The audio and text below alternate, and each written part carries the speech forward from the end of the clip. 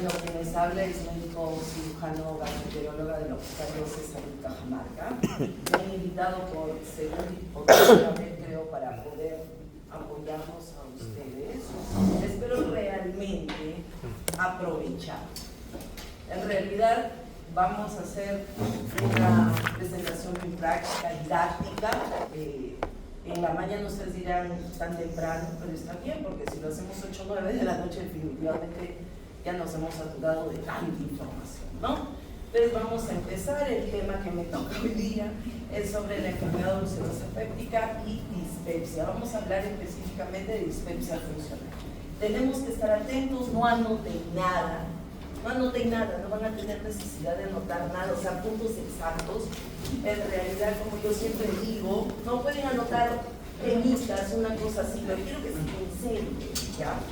En realidad, pues yo siempre les digo a cuando dictaba clases, y como les digo a Eduardo, Georgina, Jorge y Nixon, damos las proteínas. Acá no se da carbohidratos, sino se dan proteínas, que es lo más importante, ¿sí? Entonces, empezaremos. Esto lo puedo hacer desde acá porque como... Ok, entonces vamos viendo. La enfermedad ulcerosa péptica sabemos que es una lesión de la mucosa gastrointestinal y básicamente la actividad del ácido gástrico, ¿no? Hay causas, la úlcera péptica obviamente es causa de morbilidad y también es un costo, ¿sí? Entonces tenemos la mucosa normal y también tenemos hay una lesión ulcerada con un coágulo adherido. El coágulo adherido, ustedes ya lo han visto, ¿no es cierto? Es un Forrest 2B, ¿correcto? Entonces, diríamos, dice la literatura, que es una lesión de la rotura del espesor de la mucosa mayor a 3,5 milímetros, que alcanza capas más profundas, es decir, una úlcera no solamente llega a su mucosa, sino que puede penetrar, por eso es que la úlcera péptica, ¿no? Sus complicaciones pueden ser la perforación. Entonces afecta al estómago y al duodeno proximal. La epidemiología afecta del 5 al 10% de la población a nivel mundial. La incidencia, es decir, casos nuevos de 0.1 a 0.3%, la prevalencia anual es de 0.12 a 1.5. Eso no va a venir en el examen, definitivamente, pero lo que ustedes tienen que saber es que 1 de cada 20 pacientes con dispepsia ha sido sometido a una endoscopia alta, ¿no? Y vemos, y ustedes lo ven ahí en la imagen, ¿no es cierto? Ahí estamos hablando, píloro, estamos hablando de la primera parte del duodeno. ¿Cuál es? El bulbo, ¿no es cierto? ¿Qué es el lugar frecuente? En el duodeno es el bulbo y en el estómago es el antro. Y ahí estamos viendo, ¿qué sería un Forrest? Un Forrest 3, fibrina limpia, ¿no? Entonces estamos hablando de algo benigno. Muy bien. ¿Qué más tenemos? Que la tasa de prevalencia va a depender mucho. ¿Cuál es la causa más frecuente de la úlcera péptica? El Helicobacter pylori, ¿no? El Helicobacter pylori, pues que es un gran negativo, que es un bandido, que todos lo tenemos. Hasta hace unos 10 años se decía que el 90% al 95% de la población a nivel mundial tenía el Helicobacter pylori, pero que eso ha ido disminuyendo en el tiempo. ¿Por qué? Porque la higiene, ¿no es cierto? Y el mantener bien a los alimentos hace que obviamente esto haya disminuido. Es por eso que en América Latina se habla que del 95, imagínate que antes era, ahora estamos hablando de un 63%. Estamos hablando que esto me está dando de manera directa sobre la salubridad.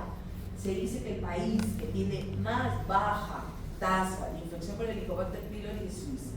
¿Sí? Imagínense, aquí estamos hablando en el Perú, ¿no? Entonces, ahí la incidencia de complicaciones de perforación, no, de la úlcera es de 19.5 a 57, eso en el año 1990. Ahora en el 2019 hablan de 3.8 a 14 por 100.000 habitantes al año, ¿no? De la población. Los factores de riesgo, ustedes saben que es la bacteria, el 60 al 80%, eso tienen que anotar. Estamos hablando de los AINES del 10 al 30%, y el resto habla también que tenían factores de riesgo el alcohol y el fumo, ¿sí? También son factores de riesgo. Y la fisiopatología. La fisiopatología, si estoy hablando que la causa más frecuente es el Helicobacter pylori, tiene su caparazón, ¿no es cierto? Esta piel es que permite entrar a la mucosa, llega cerquita, no sé si, ok, ahí está la bacteria, es un anillo del Helicobacter pylori. Muy bien, también hay factores protectores y hay factores agresores, ¿correcto? ¿Por qué es que todos no tenemos úlcera? Porque hay un equilibrio entre los factores protectores y los factores, es un equilibrio, es decir, es un equilibrio, ¿no es cierto?, el bicarbonato y también el moho. Esto es protectores. Doctora, ¿qué más son protectores? Las prostaglandinas. Las prostaglandinas que no solamente producen moho y bicarbonato, sino que las prostaglandinas también van a hacer que esto se esté equilibrado. ¿Qué más? Las células, ¿no? La producción de células y también para que esté y no haya presencia de úlcera, estamos hablando del flujo. El flujo sanguíneo debe de ser de manera adecuada. Doctor, estos son factores protectores, sí. Pero también tenemos factores agresores, ya hemos hablado de la bacteria, ¿no? La bacteria que es lo que produce, ¿no es cierto?, ácido gástrico y una reacción inflamatoria constante a nivel del tejido epitelial. Es por eso que los pacientes que dicen, la bacteria es causante de una gastritis crónica, luego de una gastritis crónica superficial pasa a una profunda, difusa, y ahí es causante de la metaplasia y de la atrofia. Eso ya les voy a explicar, ¿no? Estamos hablando que a los pacientes definitivamente pues se les tiene que erradicar. Estamos hablando de menos del 65% de infección por el Helicobacter pylori. Significa que tendríamos que darle tratamiento al 65% de la población. ¿Eso sería factible? No, ¿correcto? Es más, exactamente no se sabe cómo cuál es el mecanismo de transmisión del Helicobacter pylori. Se asume que es el agua, que son los alimentos con mal higiene, ¿no es cierto? La transmisión es de persona a persona, oral oral, y también es fecal oral. Es decir, a través cuando hay las verduras, ¿no es cierto?, con aguas, ¿no?, servidas, entonces eso va a producir el problema, ¿sí? También estamos hablando que el segundo causal de la enfermedad ulcerosa péptica, ¿cuál es? Son los AINES, ¿no? Los AINES, ¿no?, que actúan directamente sobre el tejido epitelial, afectando, ¿no?, la capa monolipídica y bilipídica o bifolipídica del moho, ¿correcto? Pero también, ¿qué hace este AINES? Los AINES inhiben, sabemos todos, el COX-1 y el COX-2, principalmente el COX-1, y al inhibir el COX-1, ¿qué va a pasar? Que el ácido glicidónico no va a poder convertirse en prostaglandinas endógenas y por ende va a haber una disminución ¿de quién? Del bicarbonato y del moho. No solamente eso, sino que los AINES también van a producir, ¿no?, que no haya una productividad, una proliferación celular, y también va a producir disminución del flujo sanguíneo. Por ende, ¿qué vamos a tener? La úlcera, ¿no es cierto? Entonces va a haber un desequilibrio entre los factores protectores y los factores agresores. Entonces, obviamente, vamos a tener el desequilibrio. Acuérdense bien, y ahí en esta gráfica está, que lo más importante, ¿cuáles son los dos factores más importantes? Son la prostaglandina y el flujo sanguíneo. ¿Sí? Acuérdense de eso. Muy bien. Ahora, ¿qué es también? Decimos en la clínica. Ustedes pueden decir, o sea, doctora, en pacientes mayores a 60, 65 años, por lo general es asintomático. ¿Y en quiénes son sintomáticos? En personas más jóvenes. Hay dos cuadros. Uno, que es la no complicada, que presenta, el paciente puede tener molestias torácicas, retroesternales, dolor epigastrio, un 81%. Obviamente que ustedes les van a enseñar, y ahorita que van a dar el examen de cardiología, ¿ya lo dieron? ¿O van a dar? Ya lo dieron. Pediatría. Pero ¿qué tal? ¿Bien? ¿Sí? Más o menos. Entonces hay que voltear la página, y estamos en clase. ¿Qué vamos a hacer? ¿no? Moral nomás, ¿no? Entonces, estamos hablando de la clínica no complicada, molestias torácicas, eructos, ¿qué más? Dolor nocturno. O sea, hay un paciente que lo que está tranquilo ya comienza a tener molestias, tiene dolor nocturno, entonces uno no puede estar pensando que es una simple gastritis, porque acuérdense que todos tenemos gastritis. Pueden tener gastritis sin antiinflamatorio, pero todos tenemos gastritis. Y ahorita yo agarro, vengo con el endoscopio y le hago a todos tienen gastritis. ¿Me dejo entender? Entonces la diferencia sería la actividad inflamatoria, si tiene o no la bacteria y punto. Doctora, pero ¿por qué dice que tengo gastritis y yo no tengo molestias? Todo envejece. Por ejemplo, yo cuando nací no tenía canas, ahora las tengo. Cuando nací no tenía arrugas, ahora las tengo. Entonces la mucosa gástrica, ustedes tienen más de 20 años comiendo. O sea, sí, muy bien. Ah, ya, doctora. Entonces, hay náuseas, vómitos en el 25% y saciedad precoz o malestar postprandial. Muy bien.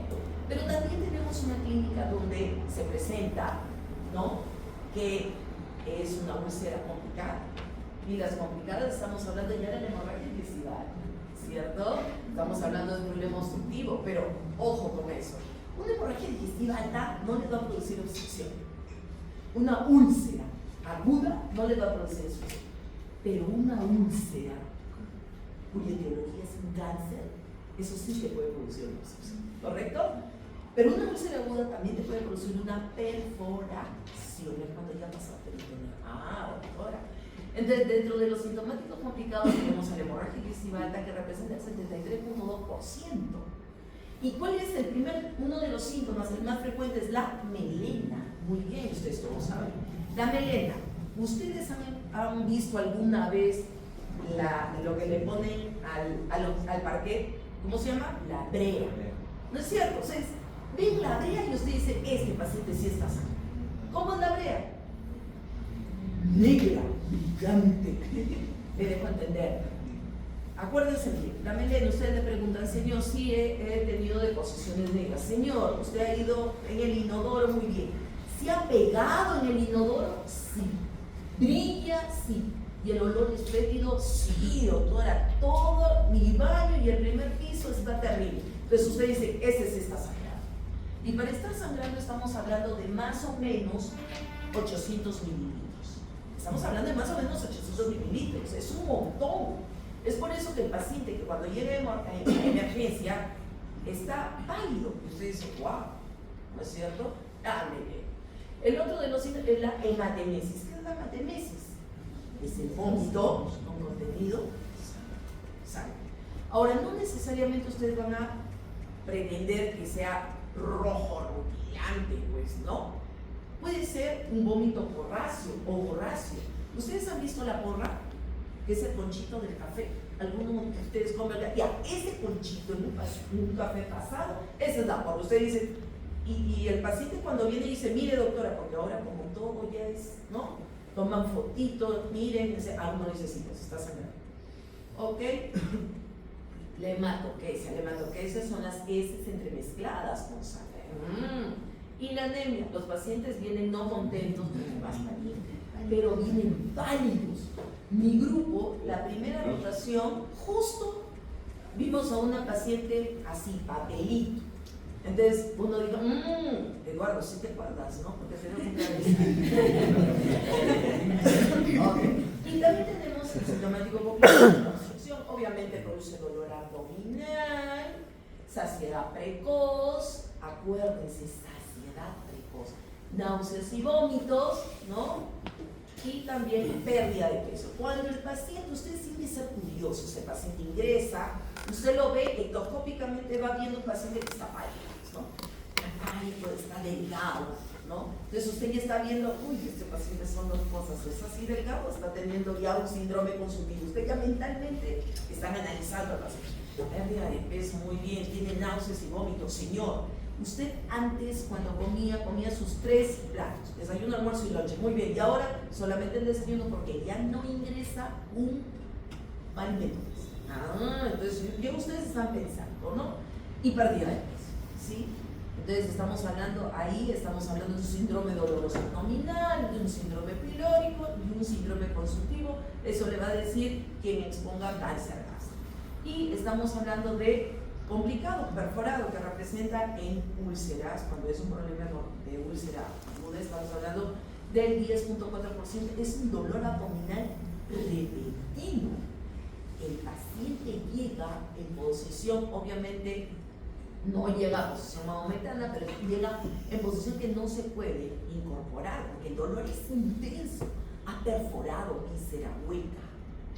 Se ha perforado víscera hueca. Ustedes tienen, el paciente viene con posición antálgica dando pasitos, cortitos. Usted dice, no, ese paciente realmente tiene dolor. Náuseas, vómitos y fiebre. ¿Sí? Y aire bajo el diafragma. Ustedes están llevados ya diagnóstico por imágenes, ¿no? Aire debajo, ¿sí? Ahí estamos. Entonces usted dice, ¿qué le pide? Una radiografía de abdomen simple de pie. No lo acuestan al paciente. Y le toman la radiografía antes de colocarle la sonda nasogástrica. Muy bien. Entonces, ¿cuál sería el diagnóstico ahí, doctora? Definitivamente, clínica mala. Pero ustedes tienen que saber diferenciar entre una hematemesis y una hemoptisis. ¿Sí? Por ejemplo, ayer me hacen una interconsulta, no miento, fue antes de ayer, me hacen una interconsulta de un paciente de 78 años, me hacen la interconsulta por hemorragia digestiva alta, yo llego y el paciente lo veo tranquilo, o sea, no estaba pálido, ¿no? Y me dicen, doctor, está vomitando sangre, pero yo lo veía más o menos con una palidez de una cruz, está vomitando coágulos, tanto ya. Y el paciente estaba con presión en 120/80 y una frecuencia cardíaca estaba en 72. Yo dije, no, este está haciendo todo, pero menos hemorragia digestiva. Entonces ahí es cuando yo entro a interrogarle y le digo, no, buenos días, señor, disculpe, usted ha tosido y ha escupido sangre o ha vomitado. No me dice otra, yo he tosido y he botado un coágulo. Yo dije, esto ya no es hematemesis, sino es una hemoptisis. ¿Me dejan entender? La pregunta es, ¿qué hago yo ahí? ¿No? Debería estar el neumólogo, no yo. Efectivamente, el neumólogo también estaba ahí y nos miramos con el neumólogo, ¿no? Cruzamos miradas, me dejo entender. Y yo le digo, o sea, como vimos y dijimos, ¿y yo qué hago acá? Y me dijo, efectivamente, yo no sé qué usted hace acá, me dijo, ¿no? Entonces yo le digo, pues está, o sea, es un problema respiratorio. Sí, me dice, doctor, es un tumor de pulmón. Ya. El paciente, ¿no? El médico general que estaba ahí, obviamente creo que no le hizo una buena anamnesis, ¿no? Con tanto paciente de emergencia, obviamente me habían hecho la interconsulta. Entonces, el diagnóstico definitivo es un endoscopia. Signos de alarma en menores de 50 años. Me preguntó Eduardo, Georgina, Nixon, no recuerdo, Jorge, me preguntaron, doctora, ¿a qué edad es importante hacer una endoscopia? Entonces yo agarré y le dije, mire, si el paciente obviamente no tiene signos de alarma, le puedes hacer en el Perú es a partir de los 45 años, ¿no? Porque esta es una revisión del 2024 en Lancet, donde ellos refieren signos de alarma menores de 50, porque ustedes ya saben, porque obviamente en los países están en otro nivel, su salubridad es mucho mejor que la nuestra. Entonces yo le dije, tú le haces endoscopia a pacientes que tienen signos de alarma. El paciente con sangrado, a pesar de que tenga 20 años, tengo que hacerle una endoscopia porque tengo que saber de dónde está sangrando. Cuando hay una anemia, cuando hay pérdida de peso en la coma, inexplicable. Entonces digo, un momentito. Tenemos que tener en cuenta lo siguiente. Antes nosotros pensábamos que el cáncer se daba en personas mayores, pero nosotros hemos visto un cáncer gástrico en personas de 28 años, jóvenes, ¿no? Y todo en la anamnesis. Si tengo papá, mamá, que han tenido cáncer gástrico a los 40 años y el paciente me viene con síntomas a los 20 años, 28 años, 30 años, no tengo que esperar a que cumpla porque no va a llegar definitivamente a los 45 años. Entonces yo agarro y en ese momento tengo que pedir la anamnesis y decirle tenemos que hacer un procedimiento y obviamente tenemos que hacerlo porque es signo de alarma. Vómitos recurrentes son una masa palpable definitivamente, ¿no? Entonces acá estamos viendo al endoscopista, obviamente es video. Acá yo sé que tienen ustedes videoendoscopio también, ¿no? Sí, sí tengo. Sí, en la facultad hay videoendoscopio, ¿no? Sí, preguntan con el doctor Alba, yo sabía que había videoendoscopio.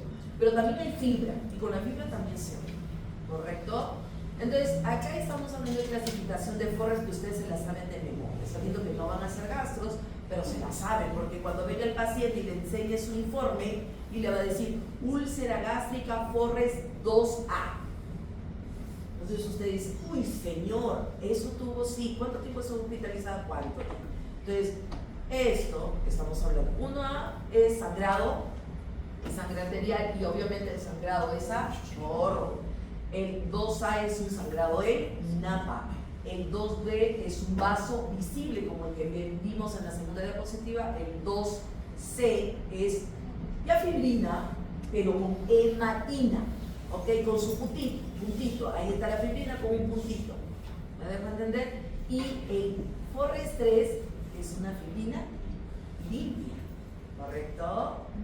Entonces, el diagnóstico, cuando ustedes ya vengan al paciente, ¿no es cierto? Esta es una clasificación, sí, perdón. Es una clasificación, ¿ok? Glasgow, Blackford. Entonces, cuando la clasificación, donde ustedes le van a preguntar los síntomas, que ustedes ya son expertos, frecuencia cardíaca, la presión arterial sistólica, depende del puntaje, el score, ¿no es cierto? Si es una presión arterial sistólica entre 100 y 109, ya es un punto. Entre 90 y 99 ya es 2 puntos. Entonces, ¿qué significa eso, doctora? Que está bajando, el paciente se está chocando, ¿no es cierto? Por eso está bajando la presión arterial sistólica. Ah, ya, doctor. Y acá, ¿no es cierto? La hemoglobina también, ¿sí? ¿Ok?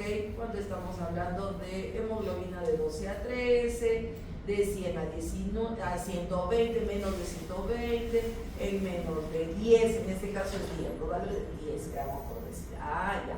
Si el paciente tiene esta clasificación de Glasgow Blackford, menos de 1, es un paciente, ¿no? Que obviamente su tratamiento puede ser en casa, como nos ha pasado en consulta, ¿correcto? Pero cuando es mayor, el paciente tiene que estar hospitalizado. Y por favor, cuando el paciente tiene una hemorragia estival, ustedes agarran, ya le hicieron endoscopia y les dicen que es un Forres 3 o un Forres 2B o cosa, el paciente tiene que darse para que se reciba su tratamiento, ¿sí? El tratamiento, acá hablando del tratamiento, en una enfermedad ulcerosa práctica no complicada, ¿qué es lo primero que tenemos que hacer? Identificar y tratar el factor de riesgo. Si es la bacteria, ¿qué le doy? Tratamiento, ¿correcto? Ustedes les han explicado el tratamiento en la terapia cuádruple, que nosotros es la primera línea. ¿Cuál es la terapia cuádruple? Inhibidor de bomba de protones de 20 miligramos, el que ustedes quieran, omeprazol, esomeprazol, lansoprazol, pantoprazol, ¿correcto? Que se le da 20 miligramos 2 veces al día por 14 días. Ah, muy bien. ¿Qué más, doctora? La claritromicina de 500 miligramos, también una tableta cada 12 horas. Tiene que ser, con el paciente uno tiene que ser cuidadoso y tiene que ser bien preciso. El omeprazol, ustedes le dicen, señor, el omeprazol 6:30, 6:30. Ah, claritromicina, 7 de la mañana desayuno, 7 de la tarde lonche. Claritromicina, 7:30 de la mañana, 7:30 de la tarde. La amoxicilina es 1 gramo. 8 de la mañana, 8 de la noche, ya saben ustedes que llevan farmacológica, la amoxicilina se absorbe más cuando el estómago está bien, ¿no es cierto? Y el metronidazol, que es de 500 miligramos, una tableta, 9 de la mañana, 9 de la noche. El horario lo pueden manejar ustedes. Por ejemplo, si es un paciente que tiene hipotiroidismo y toma levotiroxina, no le van a decir que tome la levotiroxina junto con el omeprazol, porque si no, no tendría efecto, y eso lo saben. Pero ahora, y en estos últimos 10 años, también lo que han visto hay ácidos competitivos de potasio, que no requieren la activación de bomba de protones y tienen el vonoprazan. Ese cura el 90% de úlceras. Señores, seamos realistas, están en Cajamarca, nosotros no lo tenemos. Muy bien. Tenemos el tratamiento ya con enfermedad ulcerosa péptica con sangrado. El paciente viene y está sangrando, está vomitando, le manchó a ustedes sus zapatos, sus zapatillas, su escarpa, todo le manchó. Entonces, ¿ustedes qué tienen que hacer? Lo miran al paciente. Ya, después de que lo miran y lo observan, ¿qué más hacen? Tienen que estabilizarlo hemodinámicamente. Para eso ustedes son los líderes del equipo. Quien está bajo su cargo son las enfermeras, los técnicos, ¿no es cierto? Entonces ustedes tienen que liderar. Mientras que usted está viendo al paciente, ya la enfermera, y para eso ustedes tienen que practicar, esperemos que en el CELUC no le toque ni uno, ustedes tienen que practicar qué es lo que tienen que hacer con el paciente. La enfermera, ¿no es cierto?, ¿qué tiene que hacer? Funciones vitales. Pero ustedes son los que lideran, mientras que la enfermera está buscando su ABUCA número 14 y su cloruro de sodio, que ustedes no van a tener MSL, ¿no es cierto? Entonces, ¿qué tiene que hacer usted? Tomarle la presión. Me dejo entender, como yo conversaba con ustedes, lamentablemente ustedes lo que tienen que hacer, que ahora no se hace, es que ustedes cuando sean internos, esa es una sugerencia porque eso me sirvió a mí, cuando sean internos lo que tienen que hacer es, yo decía, ¿no?, pero obviamente no lo hagan, ¿no? Tienen que pues enamorar al enfermero o la enfermera, pero, o sea, me refiero a que es una manera de decir, o sea, me refiero a que tienen que conquistar, pues, ¿no? En base a la enfermera, porque las enfermeras no les van a querer enseñar nada porque son internos, no les van a querer enseñar nada, al contrario, les van a hacer, o sea, tengo poco tiempo y encima viene un interno. Entonces ustedes en sus guardias, lo que tienen que hacer es lleven un sol, 2 soles, compran sus caramelos y comienzan a, ¿no? Jefita linda, téngala para que su guardia sea buena. Ay, qué linda, se la conquistaron.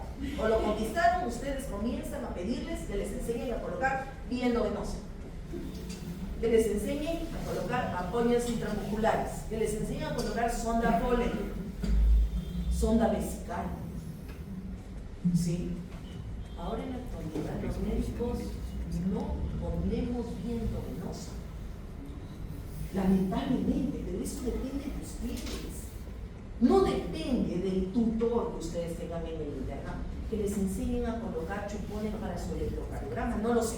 Entonces, ustedes están liderando y están viendo el estado hemodinámico, presión arterial, frecuencia cardíaca, hay un aparatito, ¿no?, el pulso oxímetro para ver saturación, en esa época todavía. Reanimación de líquidos, obviamente, si viene un paciente de 90 años, no le van a colocar 1 litro de cloruro de sodio, ¿no es cierto? Puede estar bien congestionada la paciente. Vamos a tener que mejorar. La hemoglobina no podemos dejar que sea menos de 8 gramos, sino que debe, ¿por qué? Porque un paciente cardiópata puede ser isquemia, infarto, entonces tiene que recibir transfusión. La endoscopía tiene que ser temprana en las 24 horas posterior a la hemorragia. Por decir, los médicos están en emergencia, obviamente es el temor, el paciente viene sangrando, ¿no? Y hacen la interconsulta, uno viene, el paciente no siquiera tiene un hematocrito, ¿no? Y el paciente dice, doctora, tiene que hacerle endoscopía. Claro, le digo, tengo que hacerle endoscopía, pero cuando el paciente esté hemodinámicamente estable. ¿Por qué? Porque si el paciente está en ese momento vomitando, cuando yo ingrese, voy a encontrar todo sangre. No voy a ver nada, no voy a ver el punto de sacar. El paciente tiene que estabilizarse y la cavidad gástrica tiene que estar limpia. ¿No es cierto? Obviamente el paciente pues está monitorizado, ¿correcto? Ahora, lesiones de alto riesgo se trata con éxito endoscópicamente. ¿Qué se le tiene que dar al paciente? Se le tiene que colocar inhibidores de bomba de protones 80 miligramos, STAT, y luego en infusión 8 miligramos hora por 72 horas. Doctor, ¿y por qué específicamente el inhibidor de bomba de protones? ¿Ustedes alguna vez han hecho esta pregunta? Le comento. ¿Ah? Los inhibidores de bomba, eso es por, o sea, ya mecánicamente uno dice, colócale 2 ampollas, después le colocas las 5 ampollas en 250 mililitros en bomba de infusión y le pasas 8 miligramos hora, ¿no? Muy bien, pero ¿por qué? El paciente está sangrando, está con una úlcera. ¿Qué es lo que tengo que hacer? El pH. Tengo que subir el pH. De ácido tengo que subirlo a alcalino. ¿Para qué? Para evitar que destruya el pH ácido, presencia de plaquetas. Por eso es que tengo que darle la omeprazol, ¿sí? Ahora, en los pacientes hay riesgo de resangrado, entonces yo tengo que darle inhibidores de bomba de protones a doble dosis por 10 días y luego a dosis 1. Ahora, cuando hay un problema, una úlcera complicada, es decir, hay perforación, igualito tengo que hacer una reanimación inmediata, funciones vitales, ¿no?, fluidos, tengo que darle antibióticos de amplio espectro. ¿Por qué? Porque está perforado y está, si el paciente, les cuento un caso para que ustedes digan, llegó un paciente, 62 años más o menos, el paciente llega con un dolor abdominal intenso, intenso. El paciente llegó y felizmente estábamos ahí, haciendo interconsulta, obviamente vengo y el paciente estaba en una posición antártica maometana y después cuando lo puse derechito no se quería mover. Entonces le pregunté, ¿qué pasó? Doctora, estaba almorzando y de pronto vi un dolor intenso, penetrante en la boca del estómago. Así me dijo. Ah, ya. Agarré y le digo al médico general, le digo, una radiografía de abdomen simple. Este es un paciente que tiene una úlcera perforada. Ahora me dijo, ¿qué? Si yo entro con el endoscopio, lo más probable, en la úlcera perforada, ustedes ya saben, va a haber neumoperitoneo, ¿no es cierto? Entonces, en la úlcera perforada yo no puedo hacer una endoscopía, porque si yo entro con una endoscopía tengo que colocar, insuflar aire e inyectar agua. Entonces voy a empeorar el problema, entonces no puedo entrar. Entonces, le pedí una radiografía de abdomen simple, efectivamente, el paciente se había perforado, ¿no? Teníamos un peritoneo, llamaron al cirujano, y el cirujano, porque ya el paciente después, ¿no?, tuvo problemas, le colocaron sonda nasogástrica, tienes que suspenderle. Lamentablemente, en un paciente que llega con alimentos en cavidad gástrica, nadie va a querer operarlo, ¿sí? Tenemos que esperar las 8 horas, entonces, pero mientras tanto le vas colocando ¿qué? Los antibióticos, le estás colocando suspendiendo la ingesta oral y colocando una sonda nasogástrica para aspirar y limpiar y que pueda ingresar sangre. Y tienes que hacer una interconsulta de cirugía para que ellos hagan el abordaje preferido, que ahora sabemos que es, ¿no?, por la laparoscopía mínimamente invasiva, ¿sí? Entonces, ahora estamos hablando de dispepsia funcional porque he sido premiada en mi primera clase 2 temas, ¿no? Entonces, en la dispepsia funcional es otro tema. La dispepsia funcional, ustedes van a tener pacientes, esto se da preferentemente pacientes jóvenes, van a tener adolescentes y jóvenes que vienen por dolor abdominal. Ahorita vamos a ver, pero este es multifactorial, es un trastorno de interacción del intestino-cerebro. Hay anomalías de sensibilidad visceral, por ejemplo, son esos típicos pacientes que le van a venir y le van a decir, doctora, cuando yo me levanto, mi abdomen está planito, se notan mis rectos, pero cuando me saco el polo, se infla mi abdomen, ¿no? Entonces, como dirían algunos alumnos, ¿no?, los rectos están avergonzados, no sé qué es lo que está pasando. Entonces, ¿sí? Entonces, ¿qué es lo que tenemos que hacer ahí? Bueno, seguir preguntando. Eso es por estímulo, por motilidad, se habla de procesamiento del sistema nervioso central. Se dice que también estaría asociado con la función inmunitaria, con problemas de inflamación, con la permeabilidad epitelial, también asociado a la genética, ¿no? Psicología, ¿no? Si ustedes comienzan a averiguar de estos pacientes, son pacientes que tienen tendencia a la depresión, a la ansiedad. Son pacientes que después de un estrés, de una situación, ustedes tienen que averiguar hasta eso. O, por ejemplo, les cuento para que ustedes se les queden. El día de ayer veo un paciente de 18 años, ¿no?, estudiante de un colegio de acá del DEI, ¿no? Y viene y me dice, doctora, hace un mes, yo lo había visto hace un mes, le expliqué y seguía con la molestia, ¿no? ¿Y qué molestias tenía? Tenía un disconfort después de la ingesta de alimentos, se hinchaba su abdomen. Y comencé a preguntarle más y me decía, doctora, ¿lo deja dormir bien? ¿Te deja dormir bien? Sí, doctora, yo duermo bien, nunca me despierto, duermo bien.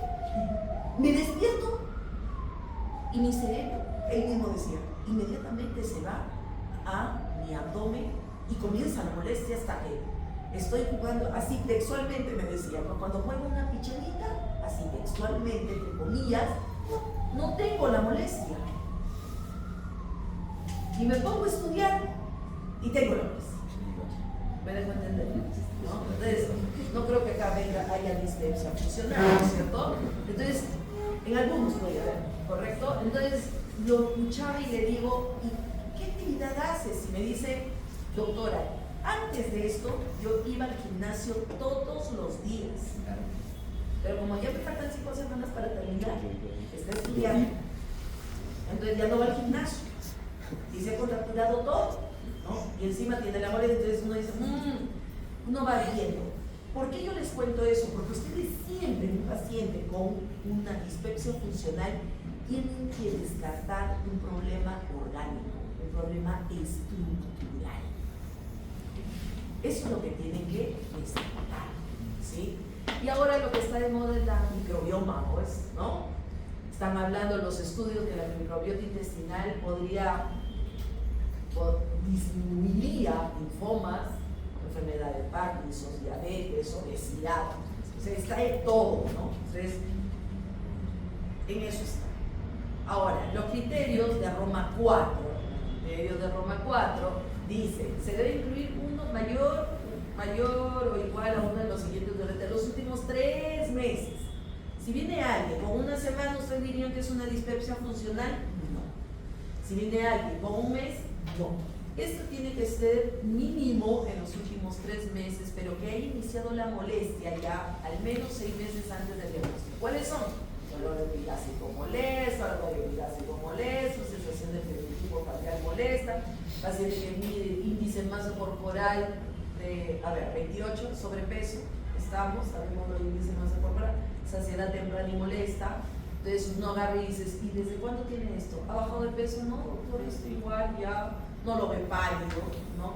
Ingiere todos sus alimentos, sí, a veces pues tengo molestias, ¿no? Y no hay evidencia de enfermedad estructural, incluso en la endoscopía. O sea, el paciente viene y dice, a veces lo somatiza tanto la molestia que uno dice, hay que descartar porque por más que uno le dé el tratamiento que ahorita lo van a ver, el paciente sigue con la molestia. Entonces uno dice, no, hay que hacerle el examen para descartar un problema estructural. ¿No es cierto? Los criterios diagnósticos del síndrome de distrés postprandial gestación. Muy bien.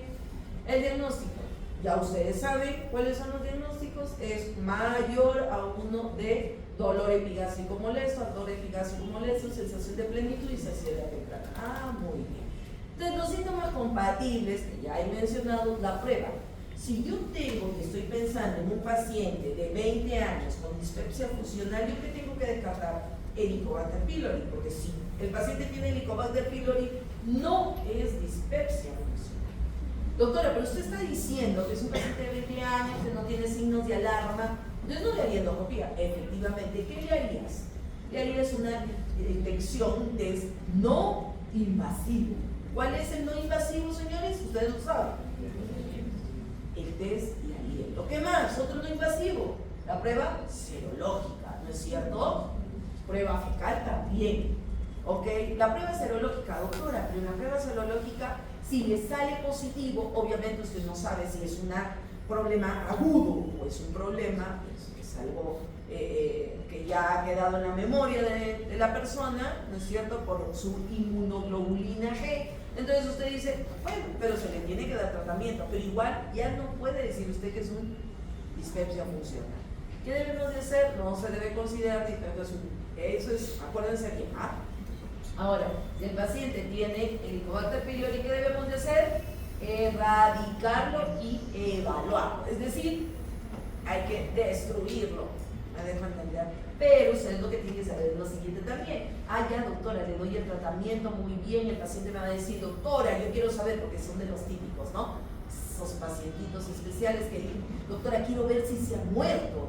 Entonces ustedes agarran y dicen, termina el tratamiento, ustedes saben que el tratamiento es por 14 días, mañana y tarde, mañana y tarde, mañana y tarde, continúan 21 días más con inhibidores de bomba de protones, nosotros lo hacemos 1 mes, 2 meses más con inhibidores de bomba de protones, y luego ustedes le dicen, señor, termina el tratamiento, espera 2 semanas, si ha estado con inhibidores de bomba de protones, espera 2 semanas, recién se hace la prueba del aliento.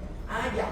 Y si ha estado con antibióticos, esperan 4 semanas y después le hacen la prueba del aliento. Pero para eso ustedes también tienen que hacer una profilaxis dental. ¿Por qué? Porque el Helicobacter pylori también se encuentra en los dientecitos. Entonces ustedes tienen que hacer una. ¿Por qué? Porque de repente el paciente le ha dado, el paciente ha mejorado clínicamente y, disculpen, ¿qué hora tiene? 7:03. Ya tenemos nada, Entonces ustedes agarran y dicen, no, usted hace la profilaxis, le dice, señor, deje de tomar su inhibidor de bomba, 2 semanas para que hagan la prueba y antibióticos 4 semanas y le hacen la prueba. Muy bien. desaparecen el Helicobacter pylori. Muy bien, lo hicieron, salió negativo, pero el paciente sigue con molestias, estando el Helicobacter pylori negativo. Entonces ustedes dicen, sí es una dispepsia funcional. Entonces, realmente no hay evidencia suficiente para codificar. O sea, nosotros lo que hacemos es, obviamente, no hay evidencia significativa que diga, usted le da eso y desaparece el problema. No, porque es un problema funcional. Entonces, ustedes lo que tienen que hacer es hacer un tratamiento multidisciplinario. O sea, básicamente tienen que realmente tener esa relación con el paciente, que él sienta que no tiene un signo de alarma, que es lo que pasó con mi paciente ayer, ¿no? Entonces, pero él no tiene, todavía no lo puedo catalogar como una dispepsia funcional, porque tiene un tiempo de enfermedad, un mes. ¿Y cuánto debe tener? 3 meses. Pero los pacientes, cuando vienen así, uno lo que tiene que hacer es calmarlos, tranquilizarlos. ¿Qué le pido? Porque agarró y yo le digo, mira, yo le expliqué y de tal manera que él me dijo, sí, ya le entendí, doctora. Entonces yo le digo, yo estoy segura que tú estás pensando lo siguiente, no me convenció la doctora. Porque ese tipo de pacientes quieren que les hagan algún examen para realmente decir, no tiene nada. Entonces le expliqué, ¿no? Le digo, doctor, no te voy a hacer porque no tienes signos de alarma. Le digo, no, te voy a pedir ya una ecografía abdominal para que veas que no tienes ni un tumor. Ya, doctor. Muy bien, le hicieron ecografía abdominal, nada, se fue contento el paciente, ¿no? Entonces, ahora debemos seguir manejando al paciente emocionalmente, pero si bien es cierto que no hay suficiente evidencia para ver sobre la dieta, ¿ustedes qué le dirían al paciente? Si es un paciente que tiene dolor superior, que tiene ardor en la parte superior en el epigastrio, ¿quién más está aparte de la cavidad gástrica en epigastrio? ¿Quién más está ahí? Cuéntenme. El colon transverso. Entonces, como está el colon transverso, también va a tener molestias, dolor ellos mismos. Entonces, ¿qué le recomendarían ustedes? Evitar alimentos que le produzcan esa distensión al colon y que produzca dolor, como por ejemplo, no mezclar carbohidratos. No mezclar carbohidratos, porque el carbohidrato se fermenta. Y al fermentar, ¿qué pasa? Infla el intestino. ¿Va a tener dolor? ¿Sí me dejo entender? Entonces, no mezclar. Ahora, ninguno de ustedes está en crecimiento y desarrollo, todos creo que tienen más de 20 años, entonces tienen que ingerir solamente un 15% de carbohidratos, 15% de proteínas y 70% de verduras, y dentro de las verduras no mezclar repollo, brócoli, coliflor, cebolla, porque si no va a aparecer un globo aerostático, ¿no es cierto? Y también tenemos que hacer ejercicios aeróbicos. Yo estoy segura que el 90% está en el gimnasio. Estamos, pero no vamos. Y está muy bien, porque es una manera de participar, ¿no es cierto? Aunque sea caminata, pues asumo que caminar. Mire, y el espacio de la facultad es grande, hagan vueltitas por acá, ¿no es cierto? ¿Qué más? Tratar la depresión y la ansiedad. Eso sí, si hay una asociación significativa con la dispepsia funcional, sí hay. Eso sí hay. Es decir, ¿no? Y eso está estudiado. La dispepsia funcional refractaria, la prevalencia de depresión es de 63.3 y la ansiedad es 61.5. Y en pacientes que no refractarios, la prevalencia disminuye a 20.9 y la ansiedad a 23.3. ¿No? Y obviamente, en algún momento todos hemos tenido cuadros. Hemos tenido los cuadros. Por ejemplo, ¿verdad que ustedes ojalá esperemos que su segundo hagan cerca, ¿no? Yo lo hice en Bolívar, que pertenece a la Libertad, que no hay acceso por la Libertad, pero hay acceso por Cajamarca, ¿sí? Y de Cajamarca ya, cuando yo lo hice en el 2000, hace un montón de años, eran 18 horas.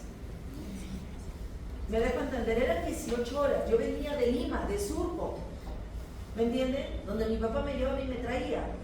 Entonces mi papá agarró y me dijo, hija, yo te voy a ir a visitar todos los meses. Llegamos a Celendín, agarró y me dijo, hija, yo creo que la distancia, yo creo que cada 3 meses te venimos a visitar. Perfecto. Llegamos a Bolívar, agarró y me dijo, hijita, señorita, discúlpame, te queremos, te amamos, pero te vamos a recoger en Cajamarca. Porque es lejos.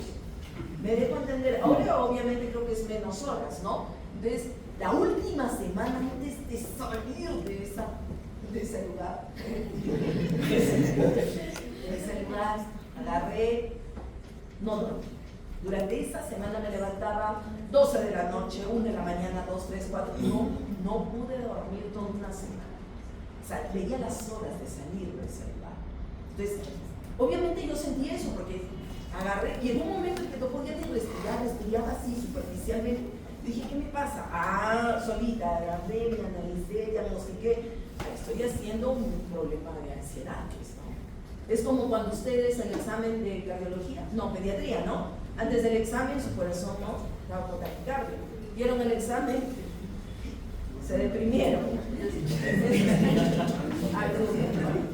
Algunos más con taquicardia y otros se deprimieron, ¿no? Pero casos sí lo van a hacer bien. Ok, entonces el tratamiento, primera línea, inhibidores de bomba, pantoprazol, más prokinético, dameto, clopramina, pero obviamente faltan exámenes, ensayos controlados, área. ¿No es cierto? Pero la metoclopramina va muy bien. El problema de la metoclopramina es que en algunos produce ansiedad. Entonces le pueden dar la levosulfirida de 25 miligramos. ¿Sí? Ahora, los de segunda línea estamos hablando de antidepresivos tricíclicos, pero en realidad no, con esto sí calman también. A los pacientes se les da por 6 a 12 meses, pero hay evidencia baja en el uso de la pregabalina. Pero en realidad lo que nos va a ayudar mucho son los equipos multidisciplinarios, es decir, médico internista, gastroenterólogo, psicólogo y obviamente su entrenador del gimnasio también nos tiene que ayudar, ¿me entiende? Hemos llegado a seguir hasta la hipnoterapia, manejo del estrés, psicoterapia personal, psicodinámica, información y terapia cognitiva. Ahí están los inhibidores de bomba tan conocidos. Y esto, igual. Lo que acá habla, que es chiquito, obviamente, pero acá está hablando de la endoscopía, ¿no es cierto? Cuando hay signos de alarma, le hacen endoscopía. Cuando no hay signos de alarma, cuando hay signos de alarma, tienes que hacerle, obviamente, endoscopía. Cuando el paciente tiene, por ejemplo, baja de peso, ¿no es cierto? Más de 10 kilos, cuando hay anemia, cuando hay llenura precoz, síndrome pilórico, ¿no? Entonces, en esa diapositiva y eso, pero básicamente para que ustedes lleguen a lo mismo, que es el tratamiento es multidisciplinar. ¿Sí? Esta es también la revisión que fue en el 2024, les he traído del 2024, independientemente de las terapias farmacológicas disponibles, un enfoque holístico como un marco biopsicosocial, resulta beneficioso en el manejo de estos pacientes con dispepsia. ¿Sí? Y esta es la retroalimentación. La verdad que como yo es mi primera clase, esta es una retroalimentación. ¿Qué hora tenemos? Disculpe, estamos todavía 112, tenemos todavía 5 minutos. Muy bien, el primer caso, paciente varón de 78 años, a ver, concéntrense acá, con antecedente de ser hipertenso y toma losartán 50 miligramos 2 veces al día. ¿Qué significa? Hasta ahí nomás. Que es un paciente que realmente hace presiones altas, ¿no? Sufre una caída por escaleras presentando dolor en muslo derecho intenso y es trasladado al hospital. Confirman la fractura de fémur e inician con ketoprofeno. A los 2 días de hospitalización, la enfermera reporta deposiciones negras y vómitos color café. Hasta ahí nomás. Solamente con la historia clínica. Ya, pero yo obviamente te di para tapar esto, no esto, pero solamente con la historia clínica. Estamos hablando de un paciente, ¿no? Que está haciendo, ¿qué problema? A ver, continuemos. El examen físico tiene una presión de 120/80, una frecuencia cardíaca de 90, o sea, se está sangrando, una frecuencia respiratoria de 18. Piel glucosa, palidez, una cruz, abdomen blando, depresible, ruidos ellos presentes 10 por minuto. No dolor a palpación. Neurológicamente el paciente está orientado, hasta ahí nomás. Es blando, es depresible, ¿no? No tiene Bloomberg positivo, entonces hasta ahí, ¿yo qué diría? Hasta ahí nomás. ¿Cuáles son los problemas? Obviamente el problema es que el paciente es hipertenso, es cierto que se ha fracturado, que está ingiriendo, que le han comenzado a dar aires, ¿no es cierto? Sí, pues, sí parece que no. Y dice acá, dice que de posiciones negras. Entonces ustedes tienen que ahí averiguar más, ¿no es cierto?, cómo son. La pregunta es, ustedes acuérdense, la ectoscopía es muy importante. Si el paciente viene pálido, ¿no es cierto?, con mirada así de alerta, usted dice, sí, este está mal. Pero si viene un paciente rosadito, ¿no?, ahí tranquilo, lo saluda, buenos días, buenas tardes, está sentado y dice, doctor, estoy de posiciones negras, usted le pregunta, señor, pero uno tiene que preguntar, ¿cómo son sus deposiciones blandas? Así como la brea, de ese color, son de ese color, pero no de esa consistencia. ¿Cómo no son? ¿Cómo son? Son formadas, doctora. La pregunta es, ¿usted ha tomado el bismutol? Sí, doctora, lo estoy tomando hace 2 días. Ya. Entonces, ya saben que no es una hemorragia digestiva, sino es el bismutol, ¿no es cierto? Entonces, ¿cuáles serían los problemas? Obviamente, la fractura, me faltó lo de la hipertensión, los AINES, la hematemesis y la miel. Entonces, la impresión diagnóstica, ¿qué sería? Una hemorragia digestiva alta, no complicada. ¿No es cierto? Plan, estabilización hemodinámica y obviamente todo lo que hemos dicho, el paciente lo estabilizamos, tenemos 24 horas para ingresar a hacer un procedimiento que sería la endoscopia. Y su equipo están contentos, felices, sonriendo, ¿no? Esperemos que nunca nos llegue una hemorragia digestiva alta como decimos, ¿no es cierto? Pero acuérdense de lo siguiente, tienen 24 horas. Tienen 24 horas para el paciente estabilizarlo y enviarlo. Obviamente, yo agarro, le tomo todo y lo envío al paciente. El paciente que llegue en 2 o 3 horas, ¿no? Muchísimas gracias.